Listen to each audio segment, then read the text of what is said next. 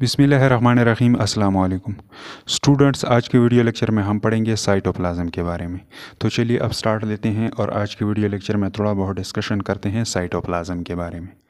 अच्छा, तो साइटोप्लाज्म को डिस्कस करने से पहले सेल बायोलॉजी में दो तीन अल्फाज अक्सर यूज़ होते हैं। फ़र्स्ट ऑफ ऑल इनको डिस्कस करते हैं, बाद में हम साइटोप्लाज्म का डिटेल पढ़ेंगे। तो चलिए, अब वो कौन से दो तीन अल्फाज हैं जिनका यूज़ किया जाता है सेल बायोलॉजी में। तो वो है, फर्स्ट वन उसमें है प्रोटोप्लास्ट, सेकंड वन है प्रोटोप्लाज्म और थर्ड वन है साइटोप्लाज्म।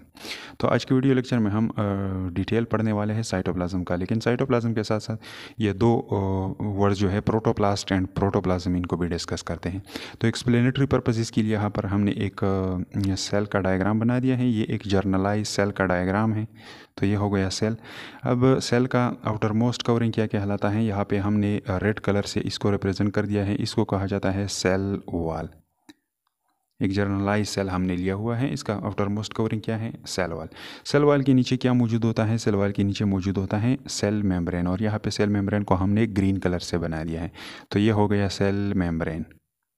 अच्छा, फिर यहाँ पे एक रीजन होता है। इस रीजन को क्या कहा जाता है, इसको साइटोप्लाज्म रीजन कहा जाता है। लेकिन यहाँ पे सेंट्रल रीजन में एक और चीज़ मौजूद होता है जिसका नाम होता है न्यूक्लियस। इस स्ट्रक्चर को क्या कहा जाता है, न्यूक्लियस। तो ये हो गया न्यूक्लियस। अब न्यूक्लियस के इर्द गिर्द यहाँ पे एक मेम्ब्रेन मौजूद होती हैं, और इसी मेम्ब्रेन को क्या नाम दिया जाता है, इसी मेम्ब्रेन को नाम दिया जाता है न्यूक्लियर मेम्ब्रेन। ये क्या हो गया, न्यूक्लियर मेम्ब्रेन। शॉर्टकट में मैंने NM से रिप्रेजेंट कर दिया, न्यूक्लियर मेम्ब्रेन। तो अब ये पॉइंट आप लोगों को समझ में आ चुके होंगे। अब ये प्रोटोप्लास्ट और प्रोटोप्लाज्म, साइटोप्लाज्म क्या है। तो प्रोटोप्लास्ट जो है, यहाँ पे सेल वॉल को अगर हम हटा दें तो सेल वॉल के नीचे जितना सेल मौजूद है, मतलब सेल मेम्ब्रेन, साइटोप्लाज्म और साथ में न्यूक्लियस, इन तीनों रीजन को कलेक्टिवली नाम दिया जाता है प्रोटोप्लास्ट। प्रोटोप्लास्ट किसे कहा जाता है, सेल वॉल के नीचे जितना सेल्स हैं, जितना सेल हैं, मतलब सेल मेम्ब्रेन, साइटोप्लाज्म, न्यूक्लियस, ये इन पूरे सेल को क्या नाम दिया जाता है, प्रोटोप्लास्ट। तो ये तो हो गया प्रोटोप्लास्ट। अब प्रोटोप्लास्ट के बाद नेक्स्ट वन है प्रोटोप्लाज्म। अब आप लोग क्या करें, सेल वॉल को भी हटा दें और सेल मेम्ब्रेन को भी हटा दें, तो इससे नीचे जितना सेल रह जाता है, इसी सेल को नाम दिया जाता है प्रोटोप्लाज्म। प्रोटोप्लाज्म में क्या आएगा, एक तो साइटोप्लाज्मिक एरिया आ गया, सेल मेम्ब्रेन से नीचे क्या मौजूद है, साइटोप्लाज्मिक एरिया, और दूसरा न्यूक्लियस रीजन आ गया। तो आप लोग ऐसा कह सकते हैं कि साइटोप्लाज्म प्लस न्यूक्लियस दोनों को क्या कहा जाता है, प्रोटोप्लाज्म। अच्छा, तो ये तो हो गया प्रोटोप्लाज्म। अब थर्ड वन क्या है, साइटोप्लाज्म।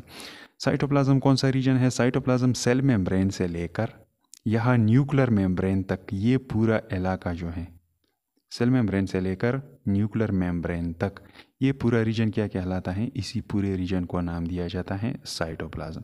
तो आज की वीडियो लेक्चर में हम इसके ऊपर चर्चा करने वाले हैं। तो चलिए अब स्टार्ट लेते हैं और फर्स्ट ऑफ ऑल साइटोप्लाज्म को डिफाइन करते हैं। तो साइटोप्लाज्म की डिफिनीशन किस तरह है, cytoplasm is an equals substance. Cytoplasm क्या होता है, इक्वस सब्सटेंस होता है। इक्वस से क्या मुराद है, वाटर कंटेनिंग, इसके अंदर पानी मौजूद होता है। ये एरिया मायानुमा होता है क्योंकि इसके अंदर पानी मौजूद होता है। और इसके अलावा containing a variety of cell organelle, यहाँ पे मुख्तलिफ़ किस्म के सेल ऑर्गेनेल भी पड़े होते हैं। सेल ऑर्गेनेल क्या चीज़ें होती हैं, ये आगे आने वाले हैं।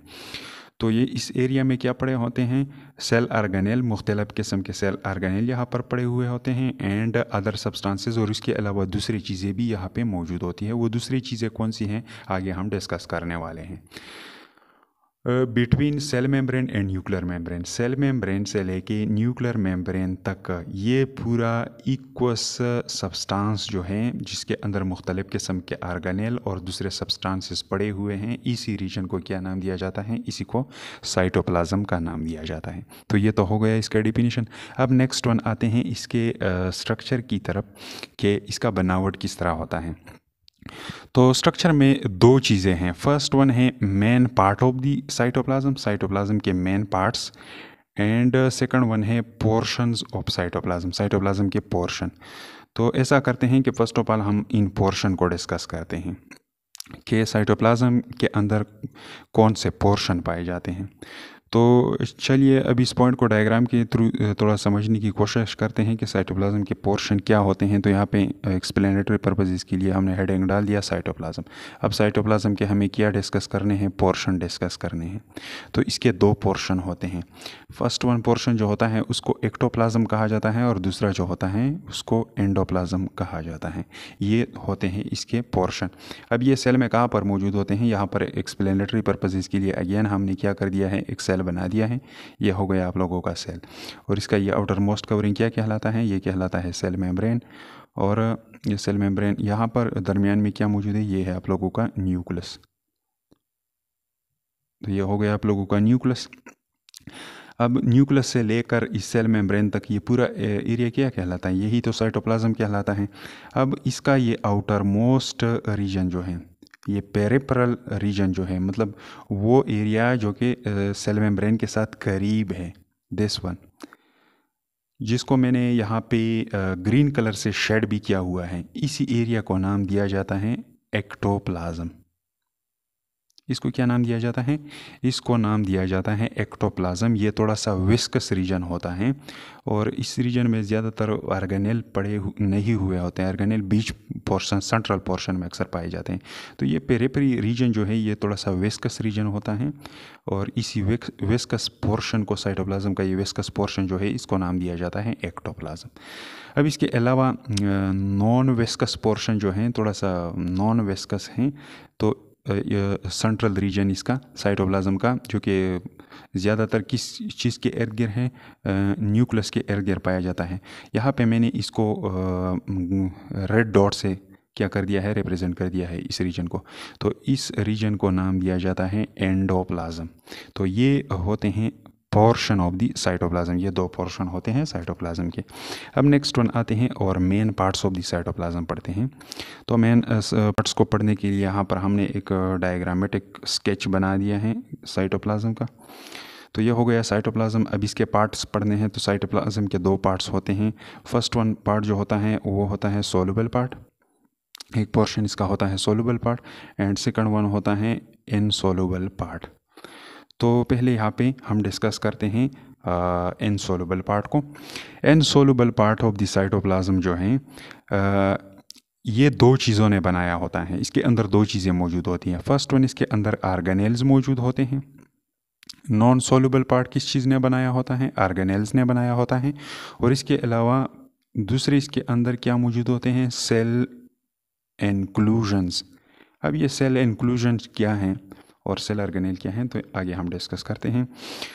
सेल ऑर्गेनेल जो है, ये छोटे छोटे स्ट्रक्चर्स होते हैं जो कि साइटोप्लाज्मिक एरिया में मौजूद होते हैं। इनको एक एक को हम आगे डिटेल में पढ़ने वाले हैं और हर एक का एक स्पेसिफिक फंक्शन होता है और एक स्पेसिफिक स्ट्रक्चर होता है। तो सेल ऑर्गेनेल जो है ये इनसोलुबल पार्ट में आते हैं और सेल ऑर्गेनेल के यहाँ पे चंद एग्जाम्पल हमने लिख दिए हैं कौन कौन से हैं, जैसा कि माइटोकॉन्ड्रिया हो गया, एंडोप्लाज्मिक रेटिकुलम हो गया, गाल्जी बॉडीज़ हो गया, राइबोसोम वगैरह। मुख्तलिफ़ किस्म के ऑर्गेनेल इसी साइटोप्लाज्मिक एरिया में, या आप लोग ये कंसिडर कर ले इसी साइटोप्लाज्मिक एरिया में ये मौजूद होते हैं। इसके अलावा सेल इंक्लूजन्स जो हैं ये क्या होते हैं, ये नॉन लिविंग मटेरियल होते हैं और ये इनसोलुबल पार्ट में आते हैं। और इसके एग्जाम्पल कौन कौन से हैं, इसमें आते हैं स्टोरेज प्रोडक्ट और इसके अलावा वेस्ट प्रोडक्ट जो है, इनको सेल इंक्लूजन्स में शुमार किया जाता है। अब स्टोरेज प्रोडक्ट की क्या है सेल के अंदर साइटोप्लाज्मिक एरिया में, जैसा कि ग्लाइकोजन हो गया, ये एक स्टोरेज प्रोडक्ट हैं हमारे सेलों के अंदर। जब ग्लूकोज की मकदार हाई हो तो वो फिर क्या कर दिया जाता है, सेलों के अंदर ग्लाइकोजन की शक्ल में स्टोर किया जाता है ताकि फ्यूचर में इसको फिर एनर्जी पर्पसेस के लिए यूज़ किया जा सके। तो ग्लाइकोजन जो है, इसके अलावा फैट्स जो हैं ये भी मौजूद होता है। तो ये हो गया स्टोरेज प्रोडक्ट। इसके अलावा पिगमेंटेड मॉलिक्यूल भी मौजूद होते हैं, जैसा कि हीमोग्लोबिन हो गया जो कि आरबीसी के अंदर मौजूद होता है। इसके अलावा मेलानिन हो गया, मेलानिन जो स्किन को कलर देता है। इसके अलावा हेयर के अंदर भी ये मौजूद होता है, हेयर्स को ये कलर देता है। इसके अलावा बिलिरुबिन हो गया, ब्रेकडाउन प्रोडक्ट ऑफ हीमोग्लोबिन जो है, ये भी एक पिगमेंटेड मॉलिक्यूल है। तो ये बिलिरुबिन ये क्या है, किस्म का वेस्ट है। इसके अलावा दूसरे वेस्ट मटेरियल जो है, जैसा कि यूरिया हो गया, यूरिक एसिड वगैरह हो गया, ये कहाँ पे मौजूद होते हैं, ये साइटोप्लाज्मिक एरिया में मौजूद होते हैं। बिफोर दी एक्सक्रीशन है, फिर इसको बाहर निकाल दिया जाता है बॉडी से। तो ये सारी चीज़ें जो हैं इन्होंने क्या बनाया होता है, सेल का इनसॉल्युबल पार्ट बनाया होता है। मतलब ये सारी चीज़ें क्या होती हैं, ये सॉलिड इन नेचर होती हैं। अच्छा, तो ये तो हो गया इनसॉल्युबल पार्ट। अब आते हैं सॉल्युबल पोर्शन की तरफ। सॉल्युबल पोर्शन जो है साइटोप्लाज्म का, इसके लिए दूसरा नाम साइटोसोल भी यूज़ होता है। This is also called cytosol. तो ये हो गया साइटोसोल। अब ये साइटोसोल जो है या सोलुबल पार्ट जो है साइटोप्लाज्म का, इसकी बनावट क्या होती है, ये किन चीज़ों से बना होता है? तो फर्स्ट ऑफ ऑल इसके अंदर 90% क्या मौजूद होता है, वाटर मौजूद होता है। 90% ये किस चीज़ से बना होता है, H2O वाटर से। और बाकी मांदा जो है पोर्शन किस चीज़ से बना होता है, सोलुबल पार्ट का, वो बना होता है अदर बायोमॉलिक्यूल, दूसरे बायोमॉलिक्यूल से ये बना होता है। अब ये बायोमॉलिक्यूल क्या होते हैं? बायोमॉलिक्यूल ऐसे मॉलिक्यूल जो कि ज़िंदा जानदारों के अंदर पाए जाते हैं। तो सेल कहाँ पे पाई जाती है? ये तो लिविंग ऑर्गेनिज्म की बेसिक यूनिट है। तो इसके अंदर जो मॉलिक्यूल पाए जाते हैं इनको बायोमॉलिक्यूल का नाम दिया जाता है। अच्छा, तो अब ये बायोमॉलिक्यूल जो है ये दो टाइप के हो सकते हैं। ये स्मॉल साइज़ वाले भी हो सकते हैं और इसके अलावा ये लार्ज साइज़ वाले भी हो सकते हैं। अच्छा, तो फर्स्ट ऑफ ऑल डिस्कस करते हैं स्मॉल साइज़ वाले मॉलिक्यूल। स्मॉल साइज़ वाले बायोमॉलिक्यूल कौन से हैं? इनमें आते हैं आइंस, जैसा कि हाइड्रोजन आयन प्लस आयन हो गया, Cl negative ion, Na plus ion, calcium +2 ion. ये सारे आयन जो है ये स्मॉल बायोमॉलिक्यूल में आते हैं। इसके अलावा दूसरे मोलिक्यूलर इन नेचर कौन से कम स्ट्रक्चर हैं जो कि बायोमॉलिक्यूल में आते हैं, स्मॉल बायोमॉलिक्यूल में आते हैं? इनमें आते हैं amino acid. Amino acid small biomolecule में आते हैं। इसके अलावा शुगर जैसा कि ग्लूकोज वगैरह हो गया, ये किस में आते हैं? ये भी स्मॉल बायोमॉलिक्यूल में आते हैं। अच्छा, तो ये सारी चीज़ें ये डिज़ोल्व होती हैं किस चीज़ के अंदर? साइटोप्लाज्मिक एरिया में जो पानी मौजूद है, इसी पानी के अंदर ये चीज़ें डिज़ोल्व होती हैं। और इन्होंने बनाया होता है क्या? इन स्मॉल मॉलिक्यूल ने बनाया होता है एक ट्रू सॉल्यूशन। ट्रू सॉल्यूशन इन्होंने बनाया होता है। ये ट्रू सॉल्यूशन क्या होता है? ट्रू सॉल्यूशन का दूसरा नाम होमोजीनियस मिक्सचर होता है। ट्रू सॉल्यूशन के लिए दूसरा नाम होमोजीनियस मिक्सचर का यूज़ किया जाता है। होमोजीनियस मिक्सचर क्या होता है? एक ऐसा मिक्सचर जिसका कंपोजिशन यूनिफॉर्म हो। ये चीज़ें मैंने आप लोगों को एक लेक्चर में पढ़ाए थे। केमिस्ट्री वाला एक लेक्चर था, उसके अंदर हमने डिस्कस किए थे कि होमोजीनियस मिक्सचर क्या होता है, हेट्रोजीनियस मिक्सचर क्या होता है। अगर इसके बारे में आप लोगों को डिटेल मालूम ना हो तो फिर उसे देख लीजिए। अच्छा, तो ये स्मॉल मॉलिक्यूल क्या बनाते हैं? ये ट्रू सॉल्यूशन बनाते हैं। अब इसके बाद नेक्स्ट वन आते हैं लार्ज मॉलिक्यूल की तरफ। अब साइटोप्लाज्मिक एरिया में बड़े बड़े मॉलिक्यूल भी मौजूद होते हैं। और ये कहाँ पर, इनमें कौन कौन से मॉलिक्यूल शामिल है? इसमें प्रोटीन, इसके अलावा फैटी एसिड, इसके अलावा आरएनएज वगैरह भी इसके अंदर शामिल होते हैं। तो ये इन चीज़ों ने भी क्या बनाया होता है? एक सोल्यूशन टाइप सिस्टम बनाया होता है। और इन्होंने जो सोल्यूशन टाइप सिस्टम बनाया होता है इसको कहा जाता है कोलाइडल सिस्टम। इन्होंने क्या बनाया होता है? कोलाइडल सिस्टम बनाया होता है। ये कोलाइडल सिस्टम क्या होता है? ये कोलाइडल सिस्टम एक हेटेरोजीनियस मिक्सचर होता है। कोलाइडल सिस्टम क्या होता है? ये एक ऐसा सिस्टम होता है जिसके सल्यूट पार्टिकल तो सस्पेंशन से छोटे होते हैं लेकिन सोल्यूशन से बड़े होते हैं।